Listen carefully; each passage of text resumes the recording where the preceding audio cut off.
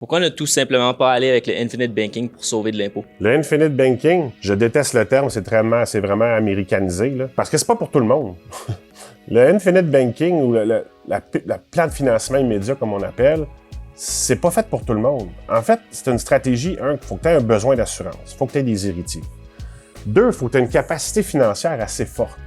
Là, en ce moment, il y a beaucoup de gens qui vendent cette stratégie-là, mais avec des primes à 5 000, 10 000 ou des primes à 25 000. Mais le monde, ce qu'ils ne se rendent pas compte, c'est que ça va être difficile après ça à aller emprunter parce que les montants ne seront pas assez conséquents. C'est pas tous les prêteurs qui prêtent sur les polices d'assurance vie participative. Là, on va pouvoir me dire, ouais, mais on peut prendre les valeurs de rachat à même le contrat d'assurance, emprunter sur notre propre police sans faire affaire avec un prêteur externe. Oui, c'est vrai.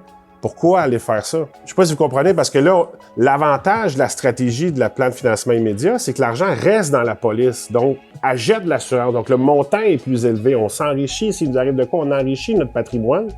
Et on peut continuer d'utiliser les liquidités à côté pour être capable de s'en servir. Mais une grosse stratégie comme ça, bon, tu vois, la majorité des prêteurs, c'est minimum 250 000 de primes annuelles pendant un 10 ans. Pensez-y, là, c'est 2,5 millions. C'est pas fait pour tout le monde.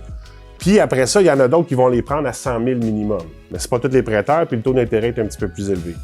Mais ultimement, avant de faire une stratégie comme ça, vous regardez la pyramide financière, il y a les assurances de base, le temporaire, l'assurance invalidité, maladie grave, on s'assure d'avoir un compte, un fonds d'urgence, on assure, bon, on monte, puis là, à la fin, dans le dernier, c'est une des stratégies à faire. C'est pas au début quand on commence. Là. Le Infinite Banking, c'est pas pour tout le monde. Fait que pourquoi pas y aller ultimement avec le Infinite Banking? Parce qu'il y a bien d'autres méthodes de faire de l'argent avant de penser à l'Infinite Banking.